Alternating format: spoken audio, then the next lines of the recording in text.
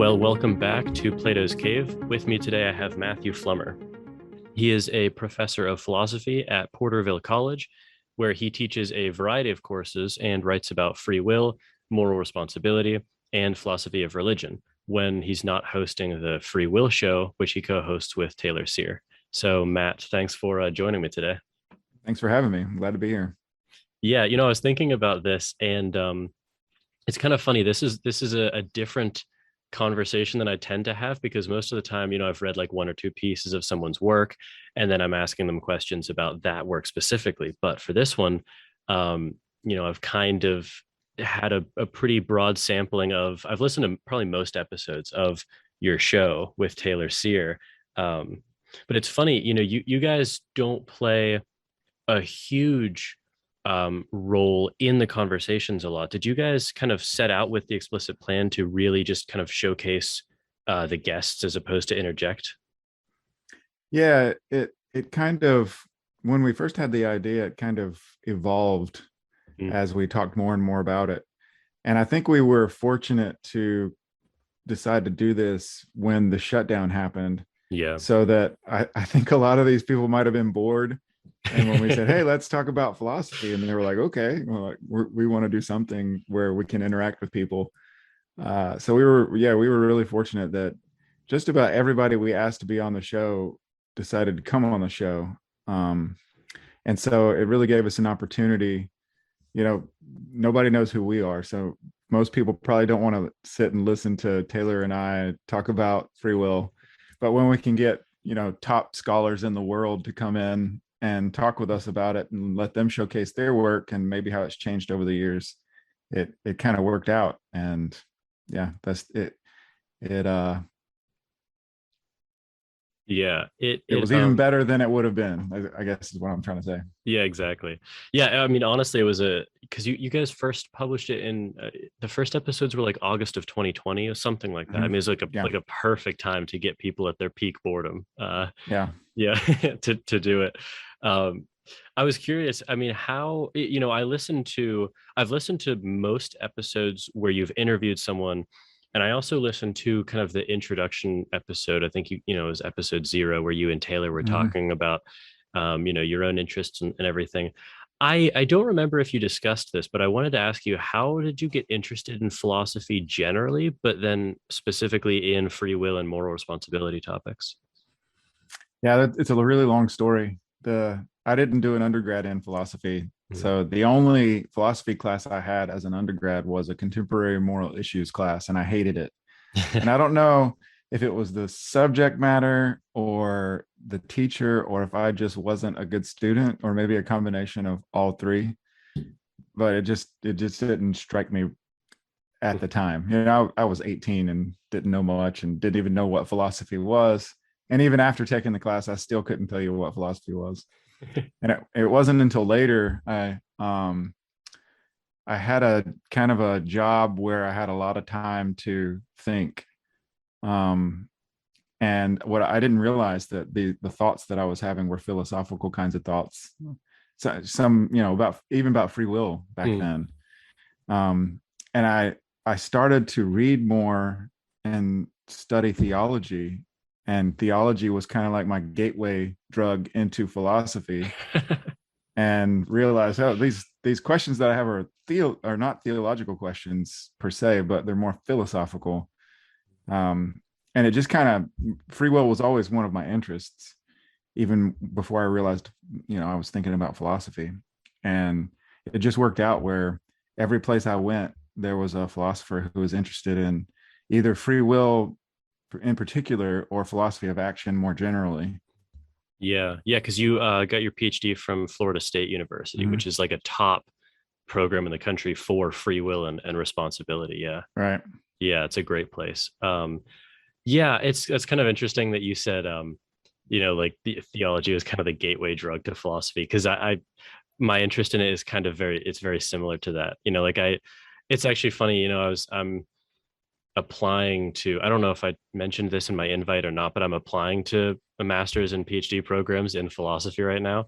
And I do mention in the personal statement that it's kind of funny. Like, one of the first things I started thinking about was the threat of, I grew up in a very religious household, and one of the first things I started thinking about was the threat of divine foreknowledge to agency and responsibility and stuff. And I've kind of come full circle over the years, and that's related to stuff I'd like to study in grad school. So Yeah, yeah, that was one of the things I was thinking about too. Is like, if God is in control of everything, then how can yeah. I, choose of my own free will?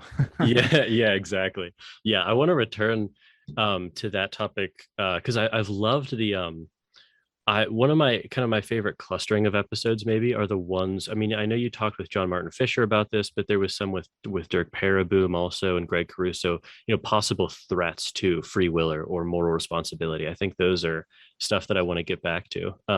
This might be a little bit of an inside baseball question, but when so if because you do work in responsibility and free will, what subcategory of philosophy do you say that you work in then? I mean, is it metaphysics? Is it ethics? Is it, because I mean, a lot of places won't have like philosophy of action as a category to pick. So what do you say? Yeah, when I was applying for jobs, it was always metaphysics and ethics were my AOSs. Mm-hmm. And I think it depends on what aspect of free will and philosophy of action you're working on. I mean, some people do put philosophy of action or free will as their area of specialty. My dissertation was on like metaphysics of moral responsibility, like what kind of facts about you need to be true in order for you to be morally responsible. What kind of mental states, what are the properties of the mental states that need to be true in order for you to be morally responsible. Yeah. I'm also interested in lots of areas in the metaphysics of action in general. So it's kind of that crossover, but there's also normative aspects, which is why I add ethics in, because we're talking about moral responsibility and that's a normative concept. So it's kind of one of those things that doesn't fit neatly into any one category. And that's one of the reasons why I like it so much, is because it affects all of these different areas. Yeah, I mean, it's honestly hard to find an area of philosophy that it doesn't touch. I mean, there's philosophy of mind, there's value theory, there's even like epistemology when it comes to self-knowledge. I mean, it touches more areas than it doesn't, I would say, for sure. Right. Yeah, that's true. Yeah. And even, well, some people will say it doesn't touch stuff like cognitive science or neuroscience, but you guys have done episodes on that. So yeah. Maybe not originally, but at least in the last 10, 15 years, there's been a lot of crossover. Yeah. I was listening to the Q&A for the second season of your show, and one of the questions that I really liked is I don't remember it verbatim, but it was something along the lines of, a listener had written to you guys and said, well, you've had all these people on, they all have their own definitions. At the end of the day, is this just a purely semantic argument? Like, what do you mean by moral responsibility or free will? What do you think about the idea that none of this really matters? It's all just semantics. I think at the end of the day, whether we are having verbal disputes, that's one question. Whether any of this matters is a separate question. And I think talking to people like Caruso, I mean, it's really clear that this is stuff that matters. Like we're talking about things that affect not just how we treat each other, whether or not we praise and blame each other, but also whether the state can punish us for doing what we do. I mean, if nobody's free, then I don't think the state should punish us. I think it should all be a rehabilitation model. And so that's a question that we're a philosophical, metaphysical question about whether or not we have free will. Downstream, you can see clearly how this has practical implications. Now, sometimes I do think we are. So going back to the other question about whether this is a verbal dispute, I think sometimes we are having a verbal dispute. But I think if people are clear what they mean, like I'm using this term and this is what I mean by this term, then we can avoid. And that's kind of why we ask just I can't remember if we've done it every episode, but just about every episode, Mm. we ask people like, what do you mean by free will? Because this is an important question to answer before we start talking about it to Mm. make sure that we're not talking past one another. Yeah, definitely. Yeah, honestly, I mean, I couldn't agree more with you. Those questions always seem to be misplaced. Like this is, Mhm. I think that this is one of the areas of philosophy that matters more clearly than almost any. I mean, it's just right up there with ethics. Yeah, I mean, what type of in Dennett's terms, responsibility or free will is worth wanting? Our Mhm. conceptions of ourself. I mean, downstream, whether it's retributivist or forward-looking views of punishment. I mean, all these are like so obviously important. That yeah, and you know, to your point about Caruso's point, the way that we talk about it, I think probably clearly does have implications for what we think about it. Also, Mhm. yeah. Yeah. What's your so you know if you had to explain to someone who's new to this area, what do you mean when you say free will or moral responsibility? I go back and forth, but I think it's a family of concepts. Um, I think that there's sourcehood ideas when we're talking about free will, and I also think that it's the ability to do otherwise is built into it. Mm, So I'm kind of a pluralist when I think about free will. That in different contexts, we probably want to focus on one or other aspect more than the others. mm, But I think it involves at least those two. And I tend to, if I had a default, I tend to think of it as the like controlled necessary to be morally responsible, mm. and in the desert sense. So that's the Okay. way I take it. If Okay. if we have free, if we don't have free will, then there is no one's morally responsible in the desert sense where we actually deserve praise or blame or punishment or reward. Okay. Okay. So you, I guess then you wouldn't be a semi-compatibilist of that type, right? Yeah, well, I'm not a semi-compatibilist. Okay. I For a while I was convinced by Frankfurt cases, and then some friends of mine published a couple of really good Mm-hmm. papers on PAP, and Mm-hmm. now I'm like, well, I don't think Frankfurt cases work anymore. Oh, I think really? that I Okay. think that there's a response from the person who wants to hold to PAP that Hmm. yeah, there is no good Frankfurt case that rules out alternative possibilities and the person is morally responsible. Um, Hmm. I'm still thinking about that though, because Taylor actually made me aware of time travel in Frankfurt cases. And I didn't know so those existed. yeah, there was a paper published in Phil Studies. I can't remember the author or the name of the paper, so sorry for your listeners. But if you look it up like in a Google Scholar search, I'm sure it won't be hard to find. Mhm. And Taylor's actually got a time travel Frankfurt case in one of his papers, and I've actually been thinking in the last 4 to 6 months about how to respond to those kind of cases. And I think I might have a response. I'm going to try to type it up over the Christmas break and see if I can get any interest in it from journals. Okay, cool. So that's something that you and Taylor differ on then. Yeah, Taylor Okay. Taylor is semi-compatibilist all the way. Okay. Like he's committed, and I'm wishy-washy, so I go back and forth. I think I hung around Al Mealy too much. He tries to play both sides and claims to be an agnostic about the whether free will is compatible with determinism. Hmm. Behind closed doors, I think he would admit to being a compatibilist, but officially, he is neither a compatibilist nor a libertarian.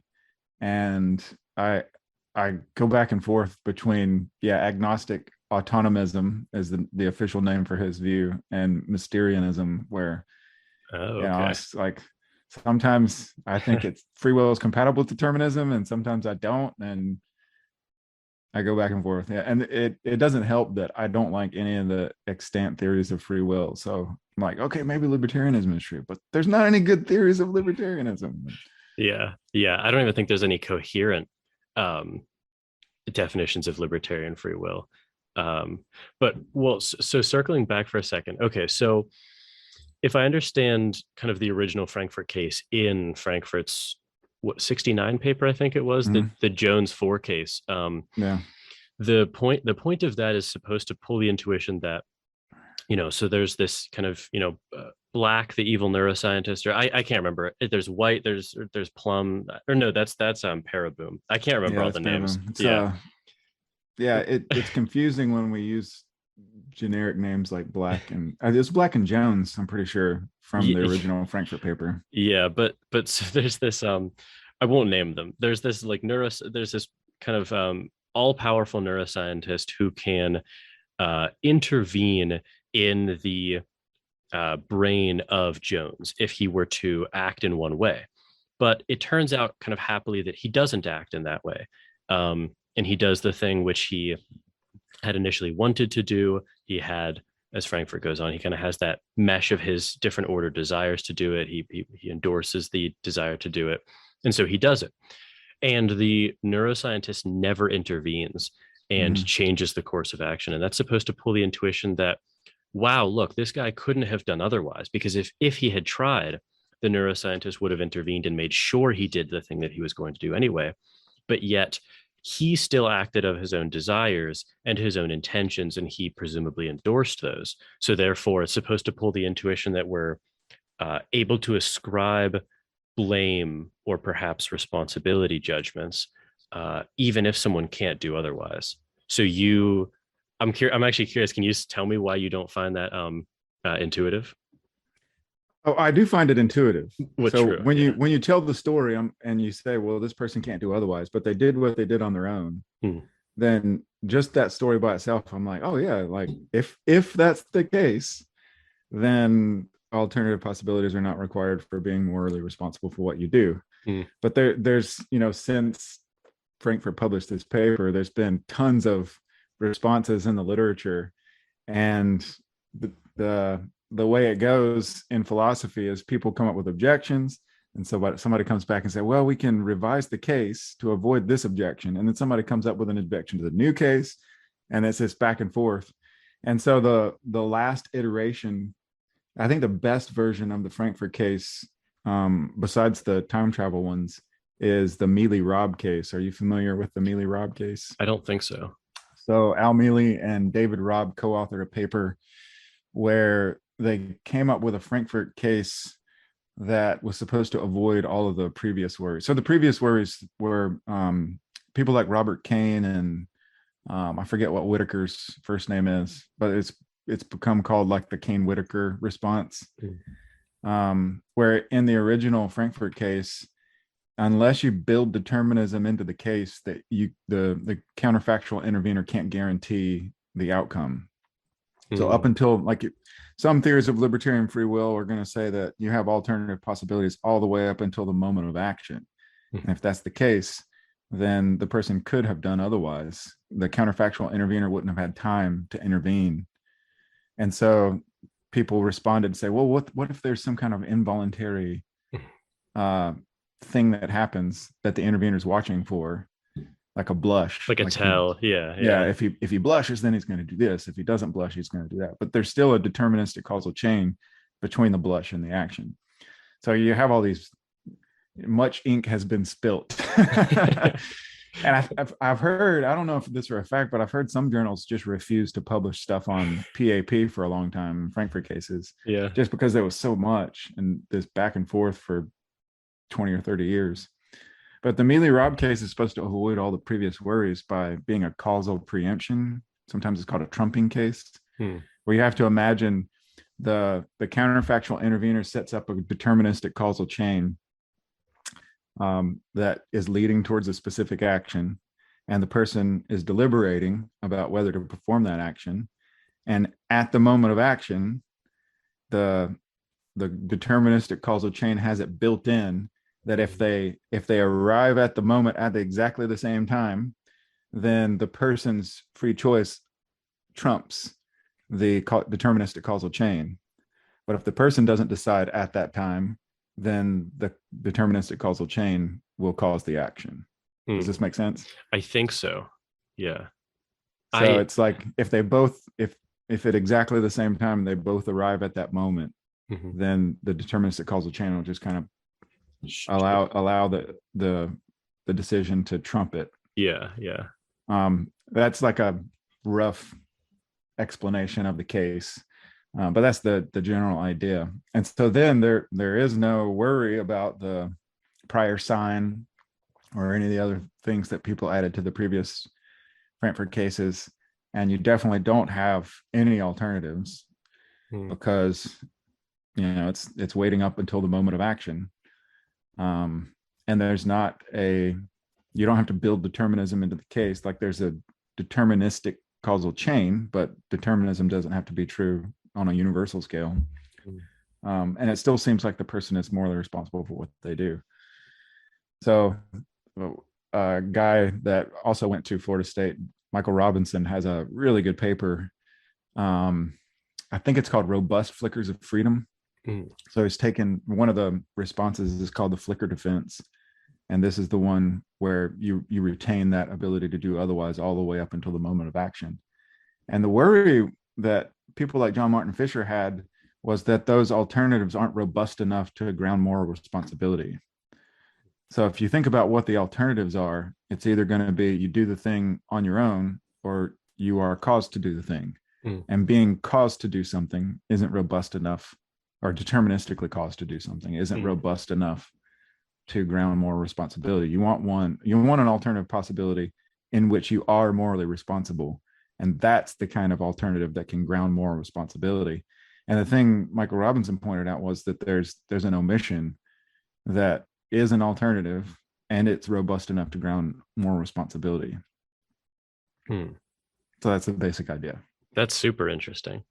Yeah, I've kind of had my thoughts pulled a bunch of different ways on the Frankfurt cases, because on the, like you say, it's very intuitive that, wow, he couldn't have done other, people should kind of catch the intuition, like, yeah, he couldn't have done otherwise, but he still did act in this way. And so therefore, we should still be able to blame him. And I kind of think that I wonder how much that is at work there is something like an evaluation of the person's character, right? So like he couldn't have, no matter what was going to happen, the person under the lens of the counterfactual intervener was going to do what they did, right? But in one case, he does what he does because he wants to do it, and then in the other case he does what he does because he's manipulated to do it. You talked with Paraboom about the manipulation arguments. I just, it's kind of interesting because it's hard for me to separate feelings about evaluations of that person's character and what that does to downstream judgments versus judgments purely based on the availability of counterfactual options. Yeah, I don't know. I wrote maybe down, yeah, maybe you can separate the two conceptually. When we say, well, what are we asking here in this case? Are we asking about, does this person have a certain kind of character, or are we asking, are they morally responsible for that action that they do? And I think some people don't make it clear when they're talking about moral responsibility whether they're talking about being a morally responsible agent or being morally having a certain kind of character and being morally responsible for actions. And some people, this came up when we were talking with Seth Shabo about Mysterianism, that some people think that you're morally responsible for states of affairs and that's different. So we have three things now: your character, or who you are as a person, your action, and then the states of affairs that are brought about by your action. And that's another kind of thing that you have to be clear about. Like, well, what do you mean by free will? What do you mean by moral responsibility? And what are we morally responsible for? And maybe that's all mixed up in some people's mind. I guess that's an empirical question about what's causing or what they're thinking about when they make a judgment about the case. Yeah, I guess maybe what I am perhaps convinced by with the case is that it's not semantically, which is not to denigrate the point, it's not semantically enough to just say, well, someone isn't morally responsible because they couldn't have done otherwise, because it does, like you say, miss the other two aspects of it. That's interesting. And if you do hinge it on kind of evaluations of the person's character, again, in this case, the ability to do otherwise isn't the main thing at play. So it kind of, I wonder Mhm. if the cases are really good at highlighting what you do in fact value about Yeah, responsibility maybe. and Yeah. judgments. Yeah. Yeah. Because some people don't think uh, it's not the actions that matter. It's like the quality of will that you display when you perform the action. And that's what we're really interested in. Um, but alternative possibilities might not be necessary for that kind of theory of responsibility. Hmm. Yeah, this kind of digression was making me think about you had said in your Q&A that Peter Van Inwagen had just given up on trying to make any progress on free Mhm. will, and because he's just like, it's too hard. He just kind of threw his hands up. Do you ever kind of get that thought yourself, like, why am I working on this? There's too many isms and ists. It's all just like a mess at this point. We're not going to make any progress. That might be where I'm at, and why I can't just say, well, I'm a compatibilist or I'm a libertarian. Like I think we have free will, but the details, I'm kind of with Van Inwagen here. It's like if somebody as smart as him can't figure this out, then I don't think there's any hope that I'm going to figure it out. I'm just waiting for people smarter than me to come up with something that convinces me. Yeah. Yeah, I don't know. I mean, like, I as someone who's kind of, really interested in this stuff and hoping to study it more, I do vacillate between those two positions of, like, I'll read a paper and I'll kind of have like this initial, oh wow, I really agree with these parts of the paper, I really disagree with these parts, and then I don't know, I'll either talk to the author or read some other commentary on the paper or something that intersects, and I'm like, I don't know what I think at this point. Then Yeah, that's a common thought that I have too. yeah, which is, it's easy to opine about it, but it also is what makes the debate rich. I mean, if it was easy, then it wouldn't be something that you could devote, 5 years in a PhD program studying. So I guess you can kind of look at Yeah, it from other perspective. true. Yeah. Going back, well, so I have asked you about your own view, which I think is interesting now in light of having, heard a lot of episodes with you. But I was curious, because I'm talking with Eddie Namias in January or February of the new year, and he's done really cool work on a lot of, I guess you could call it X-Fi work on people's, Mhm. intuitions about, or pre-philosophical notions about all of this stuff. What do you think the kind of default or lay intuition of the type of freedom we have is? I would have said libertarian until I started reading these X5 papers, and now I'm not sure because depending on which paper you read, sometimes they come to different conclusions. Mm. So I'm not sure, and I think it might be the way that you frame the questions that you ask. Yeah. I remember early on in the X5 work on free will, people were showing that if we tell the story in this way, then people have compatibilist intuitions, and if we tell the story in this way, then people have libertarian intuitions. Mm. And so yeah, I'm not sure.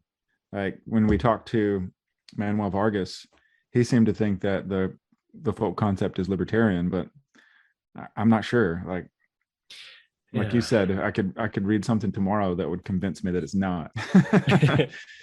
Yeah, and I don't know, because like, I want to dig into all of this literature before talking with Eddie about this, but from what I understood, I thought that there were a plurality of studies showing that people's intuitions were often, if not almost always, undermined by many specific instances of determinism, or what they might assume is like a bypassing of people's kind of agency. So if you give people, and, someone like Gary Watson has this in his 1987 paper, Responsibility and the Limits of Evil, where he gives the Mhm. case of Robert Harris. Um, and this guy is supposed to be, like the most heinous criminal we've ever conceived of. And he did all these horrible things. And then he tells you about his backstory. And Mhm. it's, just as horrible. And, you really just, your intuitions are just completely changed. And he has that phrase, you hear about his backstory and you think, well, no wonder he did what he did. And that's supposed to be this kind of, I take it, there's like, the door is opened a little bit to determinism's intrusion on those studies. And the same thing happens with someone like Charles Whitman and the brain tumor. And it seems like, from what I understand, people's intuitions are generally pulled by specific instances of determinism. But then if you phrase things more generally, then people look much more like compatibilists, which I don't know if there's an inherent contradiction there or not, because everything is going to look like some specific instance of determinism in the end. Yeah. Yeah, I'm not sure what to say, because it's been a while since I've read a lot of this literature. And I'm not up to date with some of the more recent stuff. So maybe we'll have to have a X-Fi season on the Free Will Show where I can get back up to speed. Yeah. But yeah, I'll be interested to hear your conversation with Eddie Namias. Yeah, I just don't know what, like I said before, I'm not sure what to say when it comes to these empirical studies. Like I've got a paper and a book up there from when I was at Florida State. Al Mealy got the grant from the Templeton Foundation, the Big Questions in Free Will project. And one of the books that came out of it is called Surrounding Free Will. And there's a paper in there where the researchers, Bertram Malley, and I forget who the co-author was, do surveys. And instead of giving people vignettes and scenarios and asking them about their intuitions about these cases, they just ask them, well, what do you think free will is? Like, what comes to mind when you hear the word free will? And people consistently gave answers that could be consistent with determinism or indeterminism. So it's like, oh yeah, the ability to make choices or whatever. And so it's almost like the folk probably don't have a consistent view when it comes to whether free will is compatible with determinism or not. Yeah. I'm excited to talk with Eddie about that, because I don't know. I mean, I think that I would, if I had to put money on it, I think that most people do endorse some notion that, they exercise contra-causal free will. Like they exercise some sort of contra-causal power. If you rewound the universe, if you can, some decision is made and you pause the universe and you rewind it to before that decision was made and you hit play again.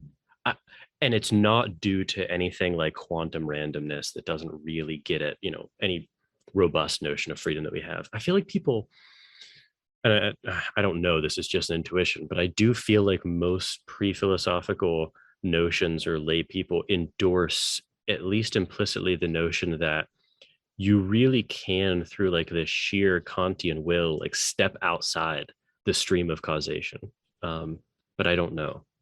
Yeah. And I wanted to ask Manuel Vargas about this, but he was too busy to come on the show, because I always wonder if because he has that revisionist view of free will, and I kind of wonder if that makes him committed to.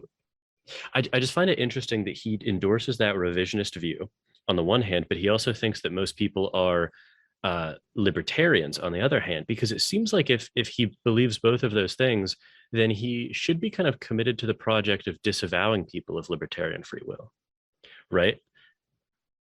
Yeah, you would think that. Yeah, which is kind of interesting.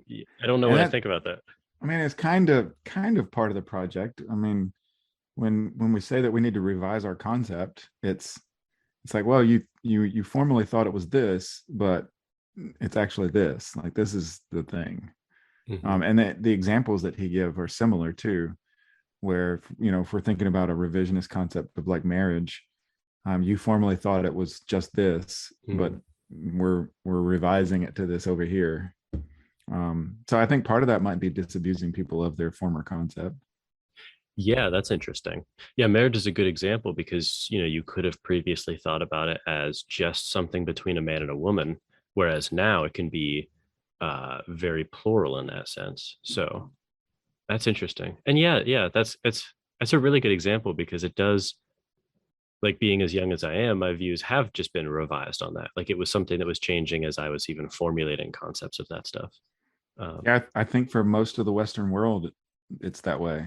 Yeah. I mean, if you just look back, not even that long ago, like, everybody thought marriage was between a man and a woman. And now most people, Mm. disagree. And they're like, oh yeah, it's like marriage. I mean, if you think about what marriage is in the first place, it seems like there's been not just who can get married, but what it is. There's been a lot of revision to that concept where it's almost just like it's just a contract between two people now. It's Yeah. like very minimal of Hmm. what I think most people mean by marriage. And that's probably like, I don't know if it's an explanation of um like the way marriage goes in our culture, or the other way around. Yeah, the causation there is interesting. Yeah. Yeah, definitely. I said I wanted to circle back around to this, and I want to now, just in case, I don't want to run out of time before we get to it. Um, I had started thinking about these things because of the potential threat of, divine foreknowledge, like a God's divine foreknowledge into these questions of agency and responsibility. And I loved the episode that you did on divine foreknowledge. But you know what, I was wondering about what you thought about this kind of potential critique. It doesn't seem like it doesn't seem like divine foreknowledge in and of itself does anything impactful for free will, because I get the intuition that just because someone knows what you're going to do before you do it doesn't really have any bearing. But when you combine it in maybe, specifically like a Christian sense with a God who also has omnipotence and omnipresence, so he knows everything that's going to happen, he's in control of everything that happens, and he is aware, or sort of, there for everything that happens. That seems to me to be a very robust threat to foreknowledge. In the same way that if in the Frankfurt case, it's almost sort of a dialing up of the counterfactual intervener's powers, right? So it almost, I mean, I'm curious what you think about this, but that case of the Christian God seems like it is a case in which the counterfactual intervener is setting up everything and intervening in everything. Yeah, it depends on how much you build into the argument. When we talked to Linda Zagzebski and John Martin Fisher, we talked about this argument. And the concepts that we were using to get the argument off the ground didn't really have as much to do with God's control over the universe. It was more just like, can we run the argument with just omniscience, where God is never wrong and he knows the future, and the threat seems to be that there's no alternative possibilities. So it's, you don't have to have God causing things in the world, you just have to have God knowing things. And so in that case, it seems like if you've got the view that alternative possibilities are required for freedom, and God knows what you're going to do before you do it, and he can't be wrong, then you don't have alternative possibilities. Now, a lot of people, there's a lot of different ways you could respond to this kind of argument. And some people do respond, well, his knowledge isn't causal, so God's not causing me to do anything. I just can't do otherwise. And it's a whole nother problem when you say, well, yeah, God doesn't just know what you're going to do before you do it.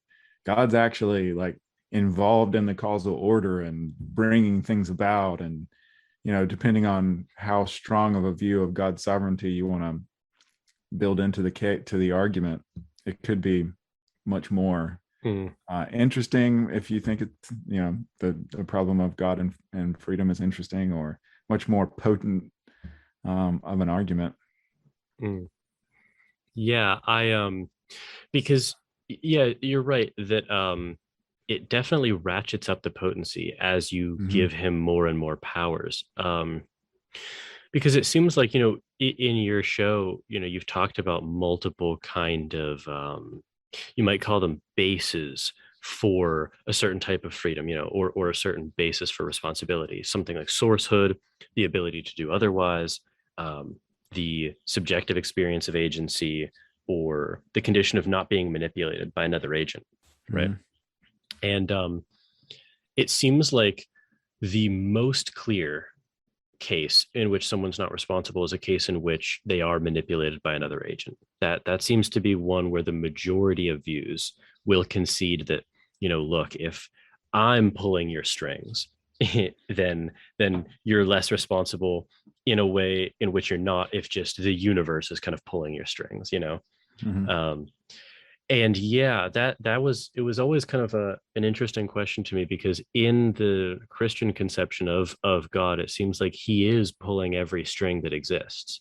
um, and when you combine that with the desert practice of sending people to hell, that seems like a very odd and in conflict combination of things to hold. Yeah. Well, Christians are definitely not united in that kind of True. conception of God pulling everyone's strings. Hmm. But for those, it's different questions for different people. If you've got one view of God controlling the world, you've got one set of problems. And if you've got another view of God controlling the world, you've got a different set of problems. So it's like everybody's got problems. It just depends on which problems you want to deal with. Hmm. True. Yeah, definitely. Yeah, it's a really interesting question. And I wonder if I don't know, it's interesting, as more and more kind of variations or sects or denominations of Christianity are created and grow. I don't know, it's interesting that it kind of resembles the free will debate in a lot of ways. There's a lot of different isms about God. Yeah.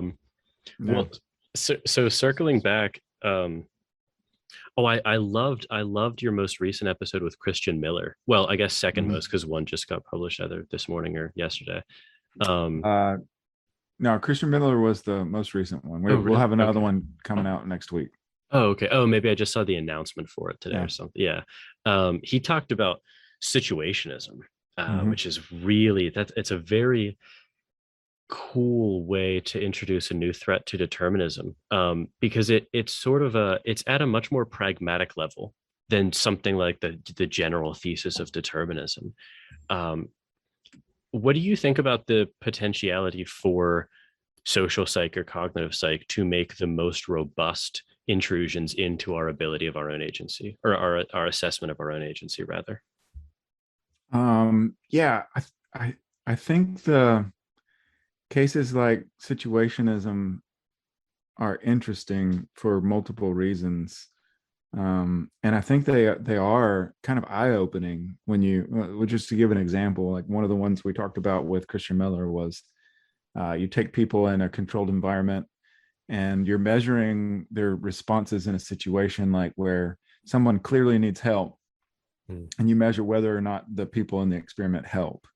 And the only variable that's different between the two test cases is whether or not the smell of fresh baked cookies was in the air. Yeah.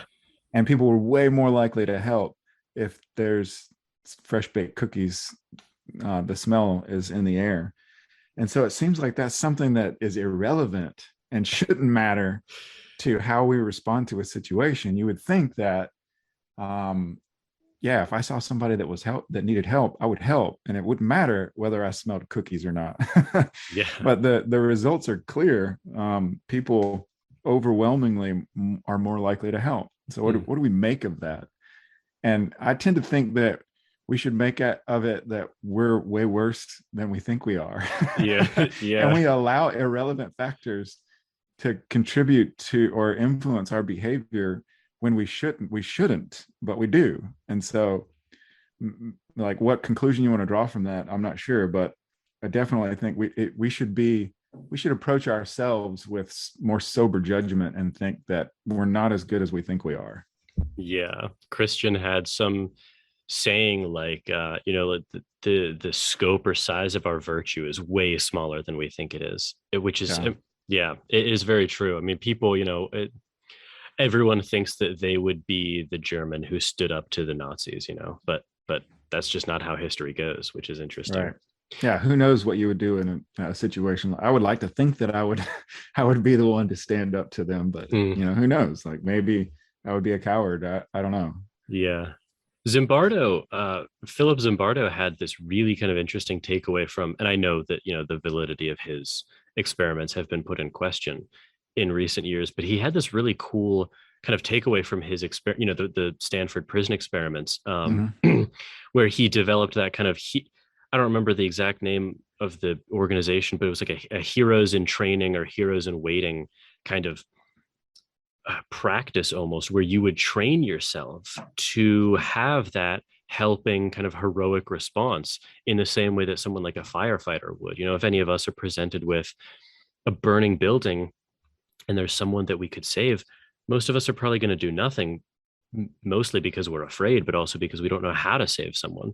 Mm-hmm. And it's a very cool, I don't know, the thing that I took away from that episode is that it sort of in the beginning of the episode seemed to degrade the validity of virtue ethics because our virtues and vices are much smaller and less potent than we think they are. But then it actually at the end of the episode kind of gave it some power because wow, you Mm-hmm. want to condition these vices and these virtues, not these vices, um, in a way in which you're almost kind of doing, you're predetermining yourself, or you're hoping to, at least. It's this Mm-hmm. really interesting kind of forward looking deterministic view of yourself. Yeah, I think so. I mean, if we're talking about virtue, I think Aristotle would agree with you Hmm.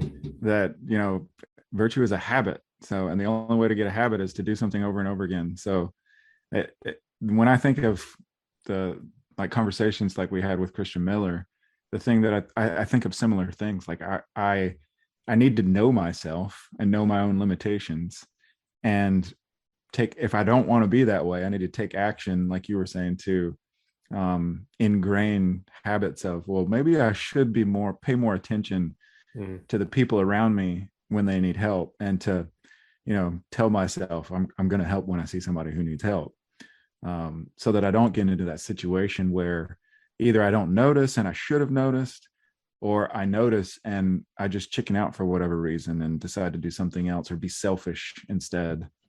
Mm. Yeah. Yeah, it's kind of it's one of the most positive spins on our our lack of kind of, courage or agency that Mm-hmm. I've heard, which is it's a cool takeaway from it. And I really like the episode. um I know we're coming up on an hour, so I don't want to take too much of your time, but what do you well, I know we just talked a little bit about kind of X-Fi stuff, but do you have anything that you and Taylor have planned coming down the pike for the Free Will show? We do. Well, nothing in stone for um as far as X-Fi or anything like that. Our next season we'll start recording. We always try to record during breaks because we're both teachers, and Yeah. we know a lot of people are on the semester or quarter system, and the natural breaks that academics have over the holidays and the summer. So we'll be recording a whole season of episodes with early career philosophers. Oh, And it'll cool. be kind of like a grab bag because they're all working on different things. We got one that's going to be on the manipulation argument, one that's going to be on freedom and foreknowledge. So it's going to be a lot of different topics, just whatever they're working on, because we think that there's good work being done by either people who are just out of grad school or who haven't been made tenure yet. And we want to highlight the good work that's being done by these people. That's super cool. Okay, Yeah. I'm very excited for that season. Yeah. Have you Yeah. had this is a selfish question. Have you had anyone on to talk about the reactive attitudes yet? Because I don't think I've seen an Mm-mm. episode on those. Okay, okay, No, we haven't. And okay. that's going to be one of the ones that's we're maybe I should give a preview. So there's a philosopher named Hannah Tierney, and she is working on a paper that's co-authored on a response to manipulation arguments. It's based on Straussonian view, or Straussonian views are the ones that focus on reactive attitudes of moral responsibility. So you could stay tuned for that one. It'll be released sometime in between January and May. I don't know exactly when. Okay. But yeah, so we'll devote at least a little bit of time to explaining the reactive attitude view of moral responsibility, since we didn't cover it, and then seeing her contribution to how we use that in a response to the manipulation argument. Okay, cool. Awesome. I'm really looking forward to that then. Yeah, Yeah, Matt, stay on the line for a second, but I just wanted to thank you again for doing this. This was a ton of fun. yeah, you're welcome. Okay, well, I hope you enjoyed that episode. Like I said, I can't recommend the Free Will Show more. I think it's a wonderful podcast series that Matt and Taylor are putting together. And if you want to check that out, I'll leave links in the description below. And if you want to support this show, you can do so at patreon.com/Jordan Myers. You can share it on social media, rate it on Apple Podcasts, or like and subscribe. And you can also connect me with guests or recommended topics to cover. And you can get in contact with me at platoscavepodcast@gmail.com, or follow me on Twitter at Jordan_C_Myers. And as always, thank you for listening, and keep struggling to escape the cave.